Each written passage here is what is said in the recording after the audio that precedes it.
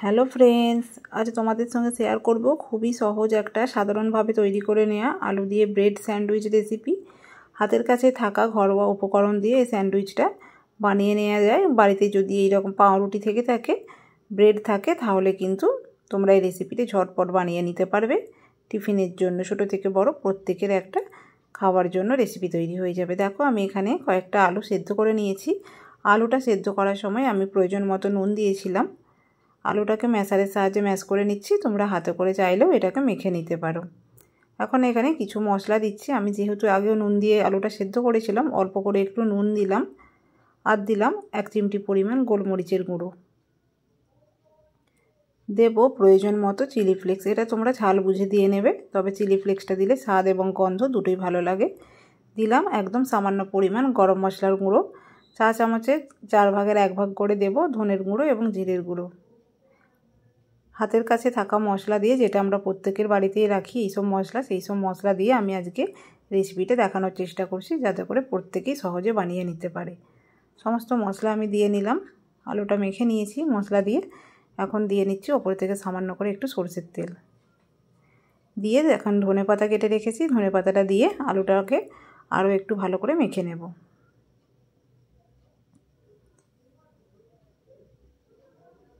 আলুটা আমি ভালো করে মেখে নিয়েছি। তোমরা চাইলে এই অবস্থাতেও আলুর পুরটা রেডি করে নিতে পারো। তো আমি একটু আলুটাকে কষিয়ে নেব, যাতে করে টেস্টটা আর একটু বেড়ে যায়। তোমরা যদি না চাও, আলুটা যেভাবে মেখেছিলাম ওইভাবে কিন্তু পাউরুটির মধ্যে দিয়ে রেসিপিটা তৈরি করে নিতে পারো। আমি একটু সরষের তেল দিয়ে জিরেটা দিয়ে দিলাম, অল্প করে জিরে, দেখতেই পাচ্ছ। জিরে যখন ভাজা হয়ে যাবে, মেখে রাখা মশলা দিয়ে আলুটা আমি প্যানের ওপর দিয়ে একটু কষিয়ে নেব, এতে করে আলুর টেস্টটা আরও বেড়ে যায়।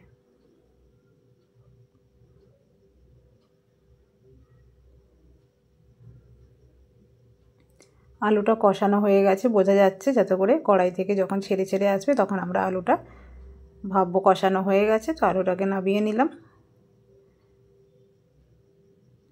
যে ব্রেড নিয়েছি,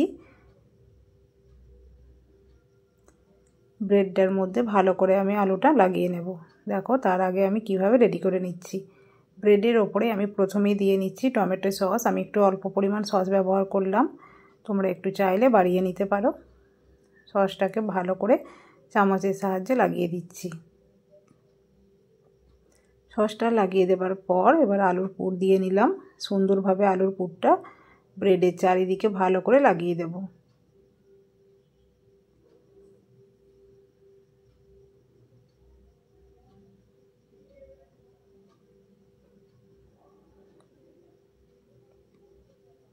দেখো, ভালো করে চামচের সাহায্যে লাগিয়ে দিয়েছি। এবার আরও একটা ব্রেড নেব, নিয়ে এর ওপরে আরও একটু আমি টমেটো সস দিয়ে সুন্দরভাবে লাগিয়ে দেব।